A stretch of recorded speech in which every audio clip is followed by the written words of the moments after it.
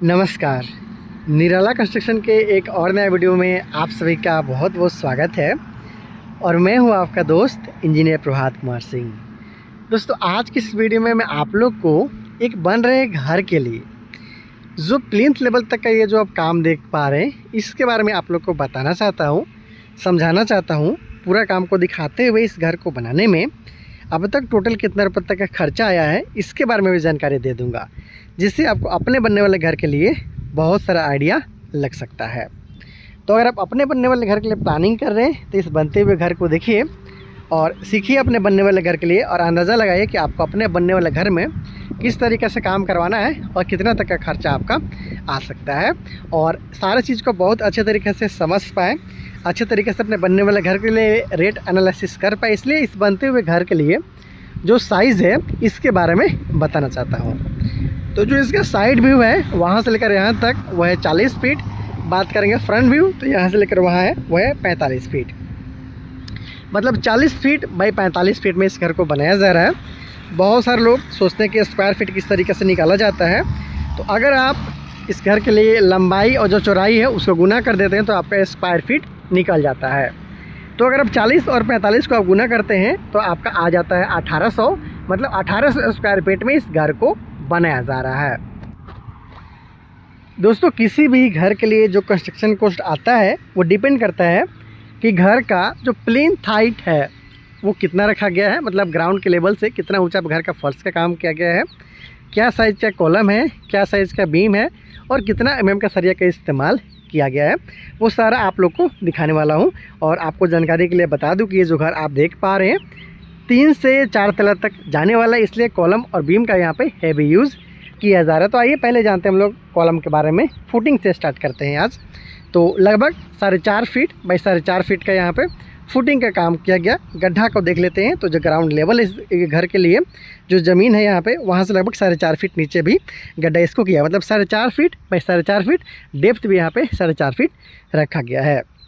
Column का अगर बात कर ले तो आइए मैं आपको दिखा देता हूँ कि ये जो कॉलम है, अगर इसका साइज़ के बारे में जान ले तो इस कॉलम को 9 इंची बाई 14 इंची का रखा गया। मतलब यहाँ से लेकर यहाँ तक 14 इंची और ये हो गया आपका 9 इंची। बहुत सारे लोग को समझ में नहीं आता किस तरीके से कॉलम का पोजीशन रखना है। तो ये जो आप कॉर्नर देख पा रहे हो, ज़्यादातर लोग यहाँ पे कॉर्नर रहता है तो देखते हैं कि किस तरीके से हमको दीवार का जुराई करना है, और जहाँ पे सूटेबल रहता है उसी के अनुसार कभी कॉलम को इस तरीके से, कभी कॉलम को इस तरीके से लगाया जाता है।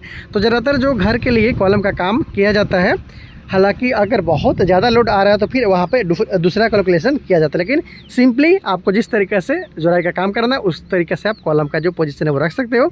अगर उसका ध्यान नहीं रखते तो कई बार ऐसा देखा जाता है कि बीच में आपका घर के कॉर्नर पे जो है वो आपका एक कॉर्नर जैसा निकल जाता है, बाहर की तरफ निकला हुआ निकल जाता है, वो कॉलम ही रहता है। तो उससे आपको बचना चाहिए। तो ये आपका हो गया कॉलम 9 इंची बाई 14 इंची का, जहाँ पे 6 सरिया का इस्तेमाल किया जा रहा है।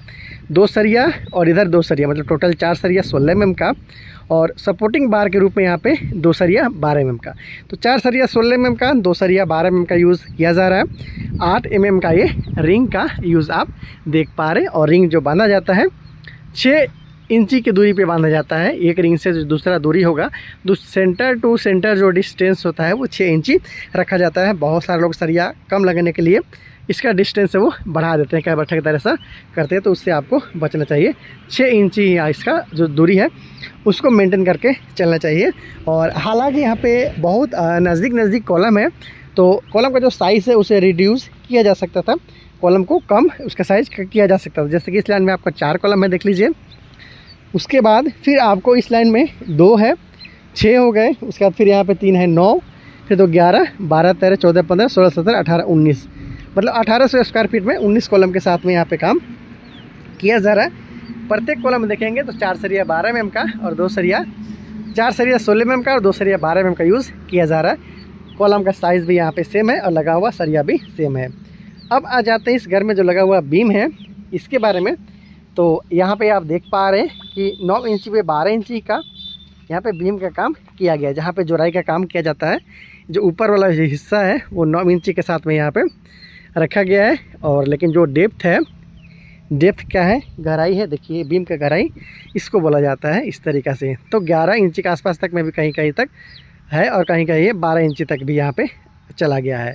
तो इस तरीके से राउंड फिगर में आप 9 इंच में 12 इंची का इसका साइज़ को आप बोल सकते हो। तो इस तरीक़े से ये जो बीम है इसका काम किया जा रहा है और मिट्टी का जो भराई का काम है वो अभी कंप्लीट नहीं हुआ है। जैसा कि आप यहाँ पे देख पा रहे हैं, मिट्टी लाकर यहाँ पे भरा जाएगा, उसके बाद में फिर घर का फर्श को भी किया जाएगा, उसके बाद घर का जो काम है उसको आगे की तरफ बढ़ाया जाएगा। तो देखिए इस तरीक़ा से ये बनता हुआ घर है और इस घर में 4 कमरे के साथ में hall, dining area, kitchen, toilet, bathroom के साथ सीढ़ी और आपको पार्किंग एरिया भी देखने को मिल जाता है। जैसे जैसे काम आगे बढ़ेगा आप लोग को बताऊंगा, दिखाऊंगा कि किस तरीक़ा से घर को कंप्लीट किया गया। कभी भी आप घर के लिए प्लेन बीम बनवाते हैं तो यहाँ से एक चीज़ सीख सकते हैं कि ऊपर वाला जो हिस्सा है जहाँ पे ढलाई करते हैं, ढलाई से 2 या 3 घंटे के बाद या फिर अगले दिन कुछ इस तरीके से उसका जो सरफेस होता है ऊपर का उसको रफ कर देना है, ताकि अगले दिन जब इसको ब्रिक वर्क करते हैं तो अच्छे तरीके से वो पकड़ ले। तो इस तरीक़े से बहुत सारे लोग इस तरीके से चिकना छोड़ देते हैं, तो ऐसा ना करते हुए इस तरीक़े से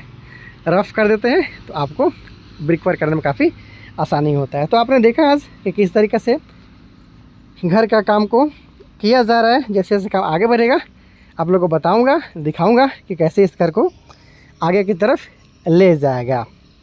तो देखिए कुछ इस तरीक़े से अगर हाइट का बात कर ले तो अगल बगल का जो ग्राउंड का लेवल है, अगर वहाँ से बात किया जाए तो लगभग 4.5 फीट के आसपास तक में ऊंचाई यहाँ पे प्राप्त कर लिया गया है, तो कि काफ़ी अच्छा है। वो जो रोड गया हुआ है वहाँ से भी लगभग 5 फीट के आसपास में ऊंचाई यहाँ पे गेन कर लिया गया है। तो काफ़ी अच्छा हाइट, लेंथ हाइट रखा गया है।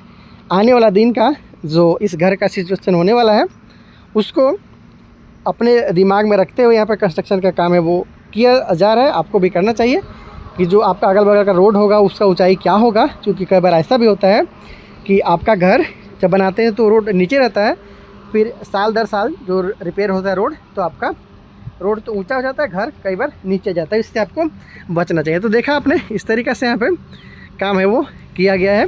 अब तक का जो काम किया गया है इसके बारे में मैंने बता दिया है, दिखा दिया है, आप लोग को समझाने का कोशिश किया ताकि आप अपने बनने वाले घर को सही तरीक़े से बना पाए। कॉलम और बीम के बारे में भी मैंने जानकारी आप लोग को दे दिया है। बात कर लेते हैं कि इतना काम करवाने में कितना रुपए तक का खर्चा है वो आ सकता है। तो देखिए ये जो कंस्ट्रक्शन यहाँ पे किया जा रहा है ये हेवी कंस्ट्रक्शन है। कॉलम और बीम का साइज भी आपने देखा है और लगभग 18 कॉलम या फिर 20 कॉलम के आसपास मैंने आपको बताया था गिन कर कि इसमें यूज़ में लाया जा रहा है। काफ़ी हेवी काम आप देख पा रहे हैं। तो इतना काम कराने में लगभग 5 लाख के आसपास तक में खर्चा है वो आ चुका है।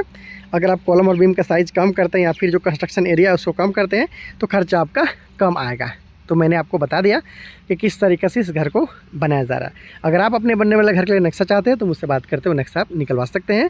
और बहुत सारा वीडियो के लिए चैनल को सब्सक्राइब कीजिएगा। जैसे जैसे काम आगे बढ़ेगा स्टेप पर, जैसे कि यहाँ पे ब्रिक वर्क किया जाएगा, फिर आपको वॉक थ्रू दिखाऊंगा कि कहाँ पे रूम निकला, कहाँ पे किचन निकला, कहाँ बाथरूम निकला, किस तरीके से सीढ़ी बनाया गया, इसके बाद फिर प्लास्टर किया जाएगा, फिनिशिंग काम किया जाएगा, वो सब आपको आने वाले दिन में अपडेट देता रहूँगा। तो बहुत सारे वीडियो के लिए आप चैनल को सब्सक्राइब भी ज़रूर कर लीजिएगा। Thank you so much.